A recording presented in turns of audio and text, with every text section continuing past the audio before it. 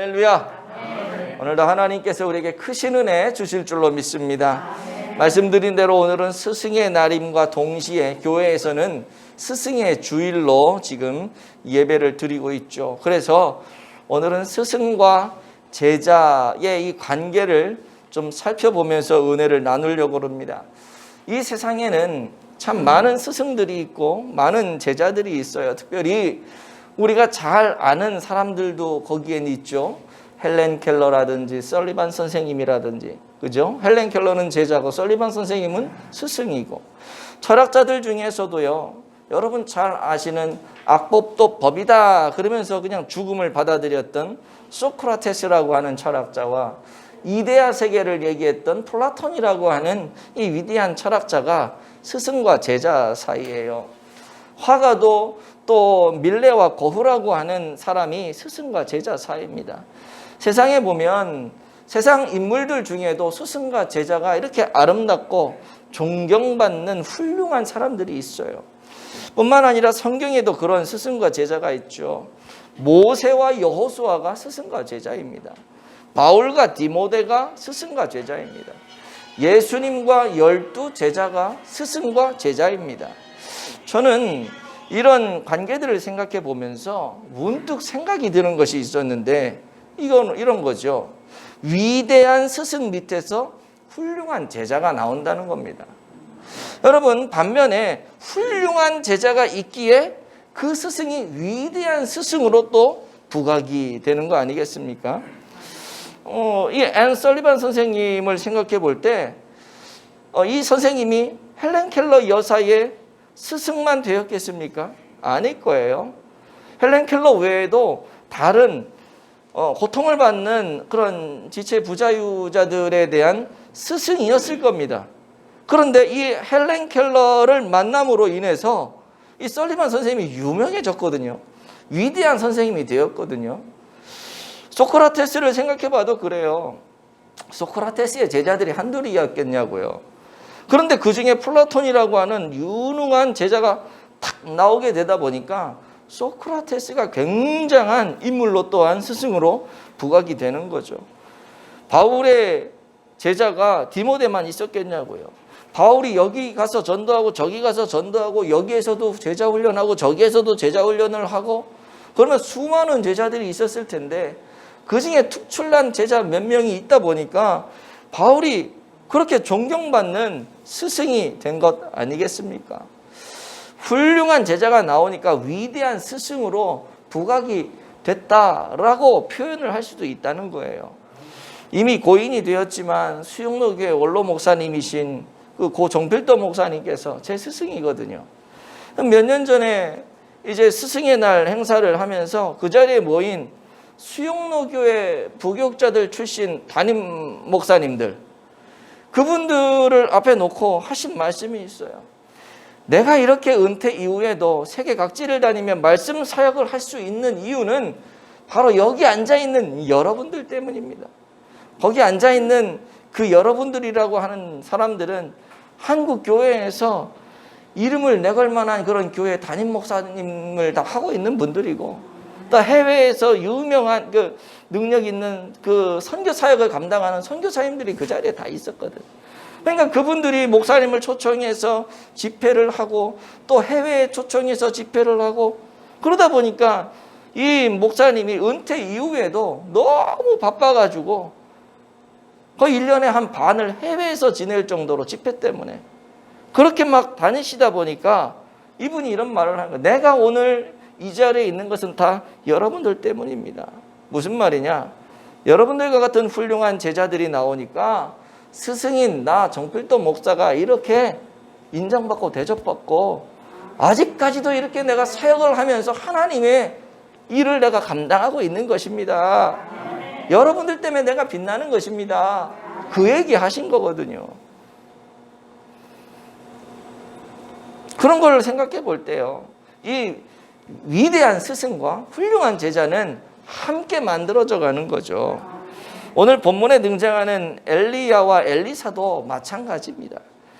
엘리야가 엘리사를 만나지 않았다면 또한 엘리사가 엘리야를 만나지 않았다면 그들이 그렇게 위대한 스승, 훌륭한 제자로 우리 머릿속에 마음속에 남아있기가 쉽지 않았을 수 있어요.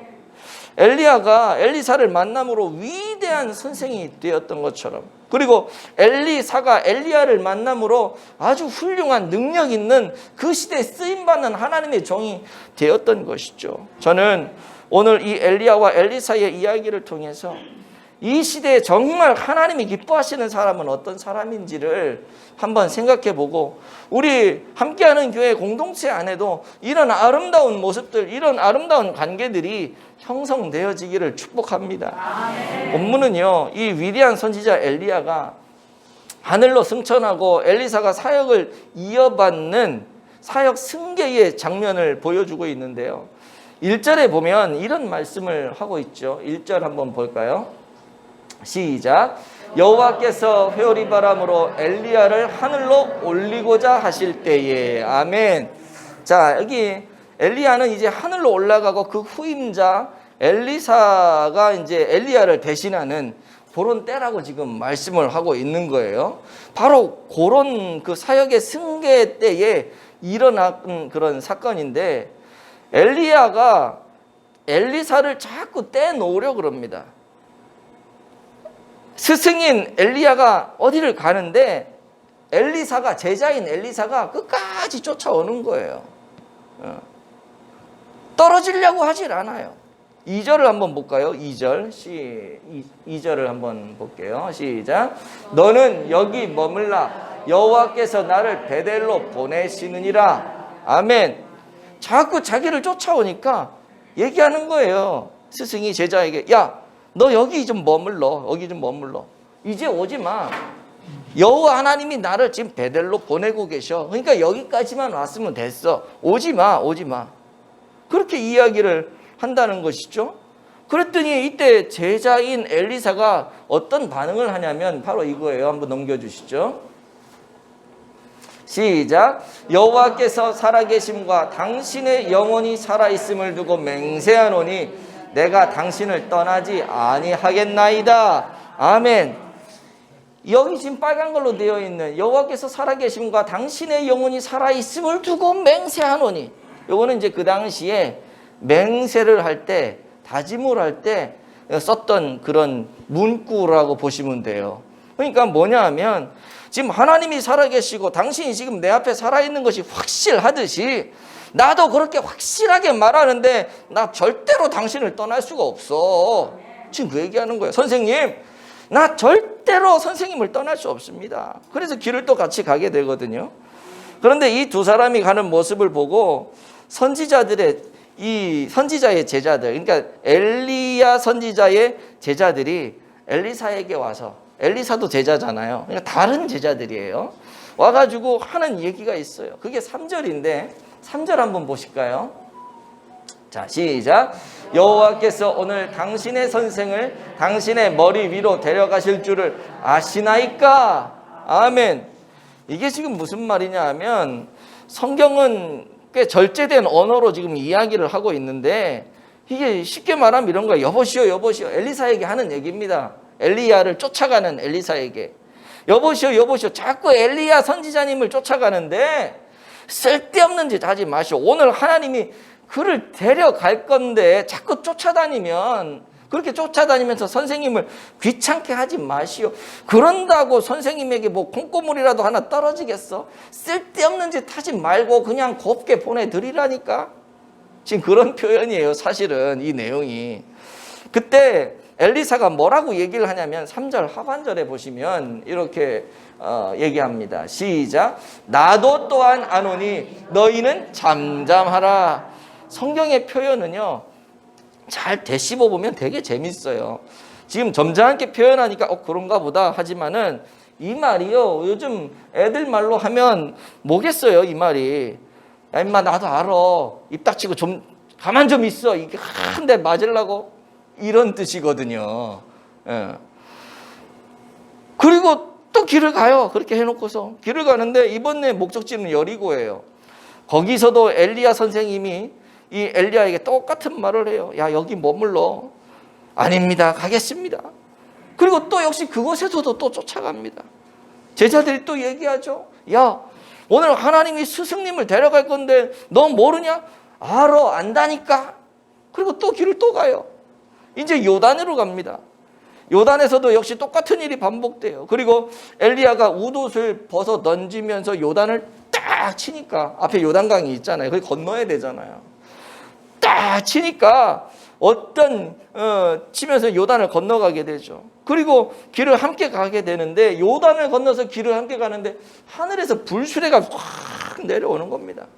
불수레와 불말들이 쫙 내려오더니 이 두 사람, 뗄래야 뗄 수 없는, 끝까지 내가 선생님 쫓아가겠다고 하는 이 둘 관계를 불수레와 불말이 딱 갈라서 떼어놓고 엘리야를 하늘로 태워서 올라가게 되는 거죠. 그러니까 엘리사는 엘리야와 떨어지고 싶지 않은데 떨어질 수밖에 없는 상황이 되니까 막 절규를 합니다. 내 아버지여, 내 아버지여, 이스라엘의 병거와 마병이야, 막 그러면서 이 엘리야를 그렇게 막 극찬을 하면서 엘리야가 자기에게 떠나가는 것을 너무 안타까운 마음으로 절규를 하기 시작해요. 그러더니 하늘에서요, 옷 하나가 뚝 떨어집니다. 그 옷이 어떤 옷이냐? 엘리야의 옷이죠. 저는 이 장면을 묵상하면서 왜 엘리사가 이처럼 엘리야의 곁을 떠나지 않으려고 했을까, 그 생각을 해봤어요. 여러분, 왜 그랬을 것 같아요? 오늘 본문에 해답이 있는데요. 9절 말씀 한번 보죠. 시작. 나를 내게서 데려감을 당하기 전에 내가 내게 어떻게 할지를 구하라. 이 말이 무슨 말이냐면, 엘리야가 감 잡았지 않았겠어요. 저 녀석이 왜 자꾸 나를 쫓아오나? 뭔가 나에게 얻어갈 게 있는 것 같은, 뭔가 나에게 요구하는 게 있으니까 쫓아오지 않겠나? 라는 생각을 하게 된 거죠. 그러면서 묻는 거예요. 야, 이제 내가 하늘로 올라갈 건데 내가 데려감을 당하기 전에 너 원하는 거 있으면 얘기해라. 빨리 얘기해. 지금 내가 너랑 같이 있을 때 얘기해야지. 나 간 다음에는 이제 아무것도 없다. 그러니까 빨리 얘기해라. 그때 엘리사가 그 요구를 얘기하는데요. 뭐라고 얘기하냐면 한번 보실까요? 네, 시작. 당신의 성령이 하시는 역사가 갑절이나 내게 있게 하소서. 아멘. 지금까지 당신이 행한 모든 일이 성령이 하신 일 아닙니까? 엘리사가 잘나서 막 엄청난 능력을 일으킨 게 아니고 엘리사는 알았던 거예요. 엘리야, 당신, 나의 스승님 엘리야님께서 하신 일은 사실 성령 하나님이 역사하신 일 아닙니까? 그 성령의 능력을 내게로 주셨으면 좋겠는데, 당신이 갖고 있던 그 정도가 아니라 당신이 갖고 있는 그 능력에 갑절이나 내게 꽃배기로 빡빡 줬으면 좋겠다. 지금 그게 엘리사가 엘리야에게 요구하는 그런 요구였던 것이죠. 그런데 여러분, 엘리야의 능력이 어느 정도인 줄 아세요? 잘 아시죠? 12절을 한번 볼까요? 12절. 엘리야의 능력이 어느 정도 됐는지. 시작. 엘리사가 보고 소리 지르되 내 아버지여, 내 아버지여, 이스라엘의 병거와 그 마병이여 하더니. 아멘. 엘리사가 봤을 때 엘리야는 어떤 사람이었냐면 자기의 영적인 아버지였어요. 그만큼 사랑하고 존경했던 사람인데, 이 외적으로 보면은 이스라엘의 병거와 마병, 그러니까 이스라엘이라고 하는 나라의 병거와 마병은 이스라엘의 전체 총체적인 군사력을 얘기하는 거예요. 그 나라의 군사력. 엘리야 한 사람이 그만한 막강한 힘과 능력을 갖고 있었다는 거죠. 엄청난 사람 아니겠습니까?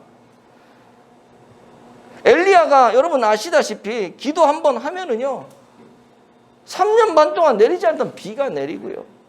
엘리야가 기도 한번 하면요 쳐들어오던 적들이 막 풍지박산이 납니다. 그래서 엘리야가 있을 동안에는 다른 외세들이 이스라엘을 침범할 생각을 못했어요.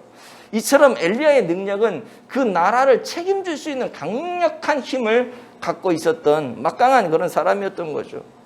그런데 오늘 엘리사는요 그런 엘리야의 능력을 갑절을 원합니다. 그냥 무리한 거 아니에요? 너무 엘리야 당신만큼만 좀 있으면 좋겠습니다 해도 너무나도 무리한 요구일 수 있는데, 당신 능력에 갑절을 주십시오. 지금 이루고 있다는 거죠. 이유가 다 있어요. 그 당시에 시대가 매우 타락한 시대였기 때문에 그렇습니다.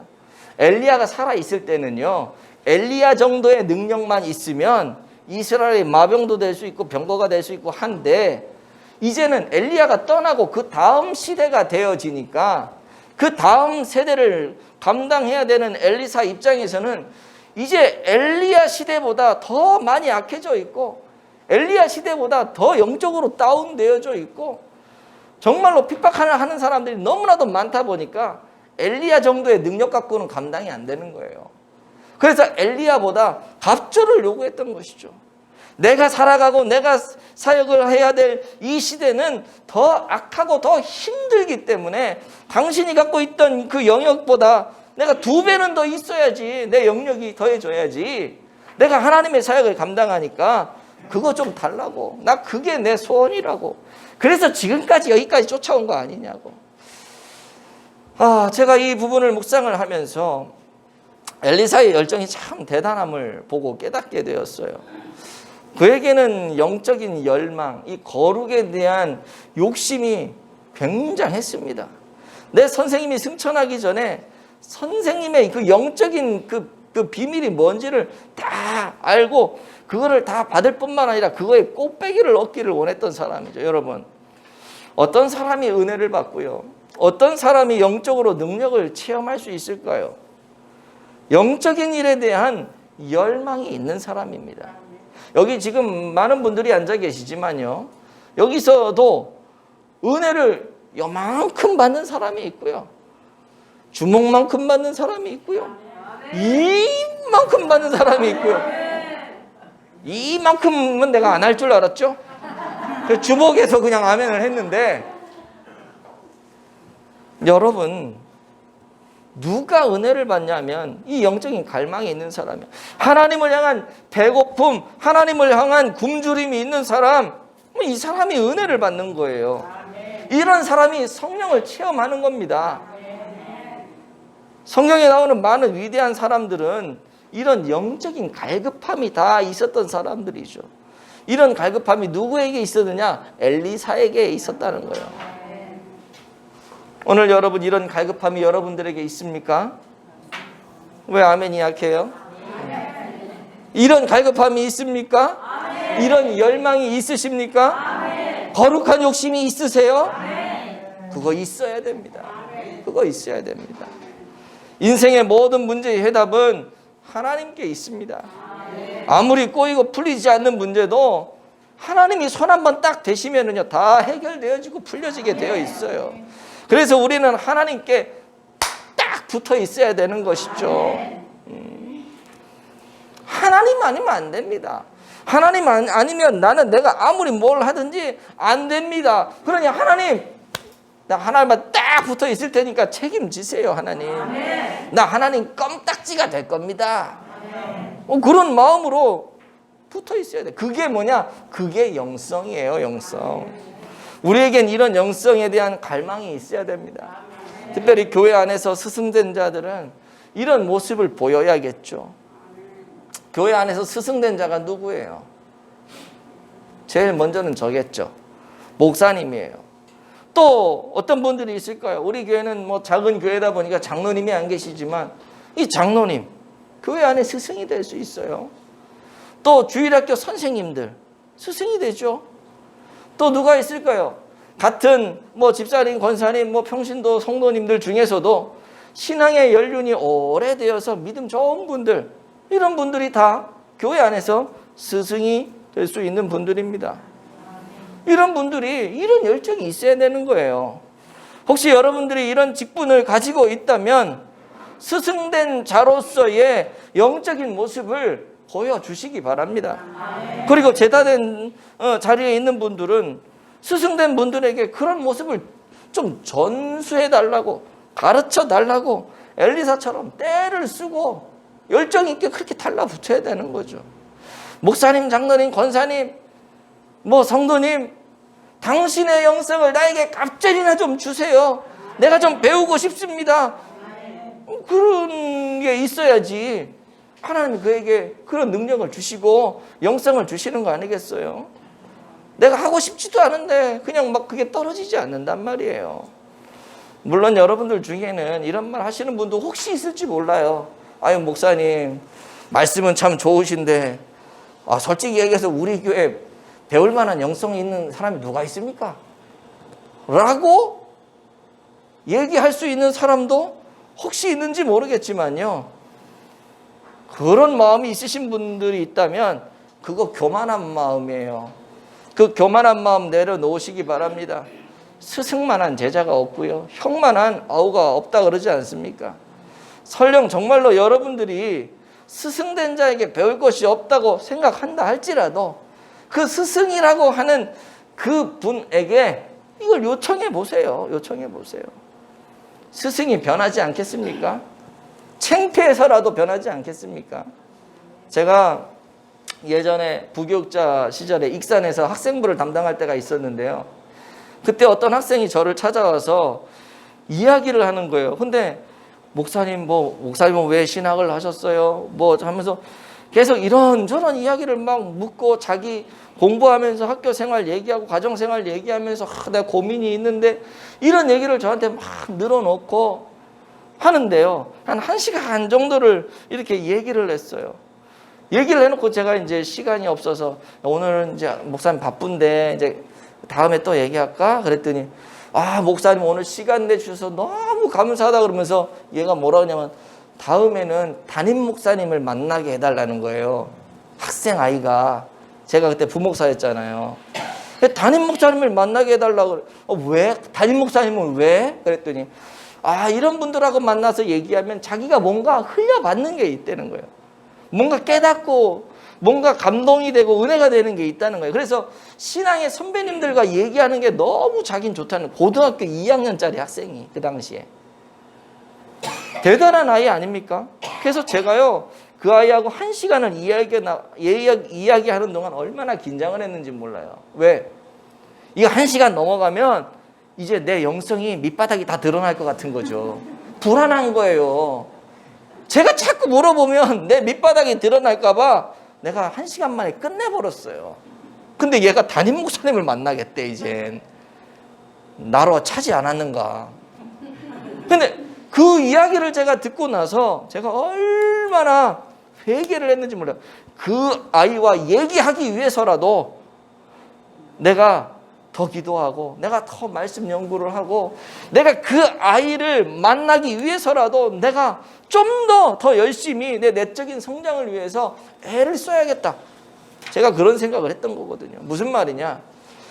여러분이 여러분의 스승된 자에게 그분의 인격과 영성과 삶을 배우고자 한다면 그 스승된 자가 설령 뭔가 누구에게 가르쳐주고 남겨줄 만한 그런 어떤 삶이 되지 않는다 할지라도 그런 요청을 받게 되면 내가 저 사람한테 그걸 가르쳐줘야겠으니 내가 성장해야겠구나 라는 생각을 가지면서 더 하나님 앞에 발버둥 치게 된다는 거예요.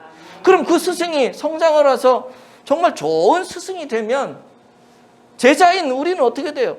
그 스승을 만남으로 인해서 나도 성장을 하는 거죠. 그러니까 위대한 스승이 나오는 거고 그 위대한 스승 밑에 훌륭한 제자가 나오는 거고요. 훌륭한 제자가 있다 보니까 위대한 스승이 또한 만들어지는 거죠. 엘리사에게 이런 영적인 갈망이 있었다는 거예요. 여러분 이런 갈망 있으시죠? 만일 없다면 오늘 이후로부터 꼭 이런 갈망이 있기를 간절히 축복합니다. 사실 엘리사가 있던 시대에도 많은 제자들이 있었다 그랬잖아요. 베델에도 있었고 아까 여리고에도 있었고 요단에도 있었고 많았어요. 근데요, 엘리사와 같은 이 열망을 가지고 있는 사람은 없었던 거죠. 단지 그냥 구경꾼이었어요. 저는 이 구경꾼과 같은 이 선지자들을 보면서 참 답답하고 한심했는지 몰라요. 생각해 보세요. 이 다른 제자들, 엘리사 외의 다른 제자들은요, 엘리야가 오늘 하나님께로 불림을 받고 하늘로 올라간다는 걸 다 알았어요. 다 알았어요. 몰랐던 게 아니에요. 그런데 그냥 가만히 있었던 거죠. 오늘 올라가시니까 그냥 그래 잘 가시라 그러죠. 올라갈 때 그냥 배웅이나 해야겠다. 그 정도만 갖고 있었던 거예요. 근데 엘리사는 달랐어요. 오늘 올라가시니까 어떻게 해서든지 그분의 능력을 내가 받고 싶은 거예요. 생각하는 게 다른 거죠. 열정이 다른 거예요. 그 사람들은 구경꾼으로 있었고 이 엘리사는 구경꾼이 아니라 주인공으로 남게 되는 겁니다. 여러분, 엘리야가 어떤 사람이에요? 불의 사람이잖아요. 기도해서 하늘에서 막 불을 내렸던 사람이에요. 3년 6개월 동안 오지 않던 비를 기도함으로 내렸던 사람, 능력의 종이에요. 능력의 종. 구약의 가장 위대한 선지자라고 할 수 있는 이 엘리야 아닙니까?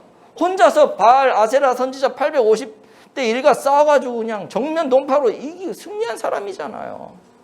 이런 위대한 선지자 앞에 있기만 해도 그냥 감동이 될 텐데 그 사람이 그냥 승천할 때 그 있는 정도가 아니라 그분의 능력을 내가 다 받겠다고, 구경꾼으로 있는 것이 너무 안타까워서 그분의 능력을 내가 다 공급받겠다고 이런 열정을 가지고 달려갔던 사람이 엘리사예요. 엘리사. 그런데 요즘 성도들 보면은요, 엘리사 같은 사람이 있고 다른 제자들 같은 사람이 있어요. 구경꾼으로 그리스도인이고 예배를 드리지만 구경꾼으로 있는 그리스도인들이 있고요. 어떤 사람은 그 하나님의 능력을 받고 정말로 불의 사역을 감당하고자 하는 그런 진짜 거룩한 제자가 있고요. 요즘 사람들 그런 얘기 많이 하죠. 우리도 사람들이 아니라 우리가 했던 얘기예요. 지금은 능력이 필요한 시대다. 말이 필요 없어. 그냥 보여주면 된다. 하나님 살아계신 능력을 보여주면 되지. 요즘 사람들은 너무 강팍해서 보여주지 않으면 안 믿어. 요즘 교회들 너무 힘이 없어. 요즘 그리스도인들 너무 무능력해. 그러면서 그러면 그런 얘기는 하는데 자기가 무능력하지 않은 그리스도인이 되어서 멋진 하나님의 사역을 감당하려고 하는 사람은 없는 거예요. 나 말고 그런 사람이 좀 나타나가지고 좀 했으면 좋겠네. 이걸 원하지. 그 사람이 하면 나는 그냥 굿이나 보고 설교에 굿하면 안 되지 참. 떡이나 먹고 뭐 이런 어쨌든 간에 그런 현상들이 일어날 수 있는 거예요. 저 사람이 좀 잘해야 되는데 그래야 되는데 자기는 안 하려고 하면서. 요즘 교회들이 목사님을 많이 갈아치우죠. 조금 있으면 마음에 안 드네. 그 이유가 뭔지 알아요? 교회가 부흥이 안 된다는 이유예요. 교회가 부흥이 안 되면 목사님부터 갈아요. 난 몰라요. 가재는 개편이라서 그런지 모르겠지만 개는 가재 편인가? 어쨌든 간에 그 성도들이 열심히 하나님의 성령을 공급받고 말씀 가운데 충만해서 함께 교회에서 뭐 한다 그러면 함께 일어나고 힘을 모으고, 여러분 이렇게 하면 안 될 교회가 어디 있어요? 근데 뭐예요? 능력 있는 목사님이 와가지고 한 번 하면 교회가 부흥하고. 여러분 그러지 않아요. 능력 있는 목사님도요, 그런 교회 가면은요 능력이 줄어요. 힘을 못 받아요. 그래서 스승과 제자는 함께 만들어져 가는 것입니다. 멋지고 능력 있는 교회는 함께 만들어져 가는 것입니다. 오늘 너무 많은 그리스도인들이 교회에서 구경꾼으로 있어요. 예배를 구경해요. 찬양을 구경합니다. 기도하자고 막 하면 기도를 구경합니다. 교회 올 때도 주인이 아니라 손님으로 와요. 그냥 왔다가 예배 구경하고 가는 거예요. 자기가 그 교회의 주인의식을 갖고 내가 주인이다 라는 마음을 가지고 와야 되는데 손님처럼 그냥 왔다 갔다 해요. 자신이 주인공인데 늘 조연처럼 엑스트라처럼 그렇게 살아요. 주연이 되고 싶지 않아. 왜? 주연이 되면 힘들거든. 그냥 편안하게 신앙생활하고 싶거든. 이게 문제예요. 여러분 꼭 기억하세요. 하나님은 바로 여러분들이 이 시대의 주연, 여러분들을 이 시대의 주연으로 쓰고 싶어 하신다는 거예요. 우리 교회의 주인공으로 쓰고 싶어 한다는 거예요. 이 민족의 주인공으로 쓰고 싶어 하신다는 거예요. 하나님 나라의 기둥으로 여러분을 쓰고 싶어 하십니다. 구경꾼들은요, 구경하다 재미없으면 가요. 교회도요, 재미없으면 가요. 옮겨 다녀요. 나한테 뭔가 유익이 없다 그러면 옮겨다녀. 아무리 숫자가 많아도요, 구경꾼은 구경꾼들입니다. 그러나 주인은 어때요? 재미없어도요, 그 자리를 지킵니다. 왜 그래요? 주인이니까. 내가 책임져야 하니까. 내가 주인공이니까. 여러분, 구경꾼이 아니라 주인공이 되시기를 축복합니다. 남들이 능력 받는 것을 바라만 보지 마시고 내가 저 능력을 좀 받아야겠다. 하나님께 꼭 붙어있는 여러분들 되시기를 바랍니다. 엘리사가 바로 그런 열정이 있었던 사람이에요. 말씀을 맺을게요. 하나님은 오늘 우리를 위대한 스승으로 부르십니다. 또한 훌륭한 제자로 부르십니다. 그런데 이들에게 공통적으로 필요한 게 있어요. 그게 뭐냐? 이 시대를 선도해 나갈 수 있는 영성이요, 영적인 능력이요. 스승된 자에게 이런 영성이 필요해요. 그리고 제자된 자들에게도 이 똑같은 영성이 필요합니다. 간절히 바라기는 구경꾼이 아닌, 방관자가 아닌 주인공으로 주인의식을 가지고 하나님이 주시는 영성을 사모하면서 이 시대에 하나님 앞에 쓰임받을 수 있는 여러분들 다 되시기를 예수님 이름으로 축복을 드립니다.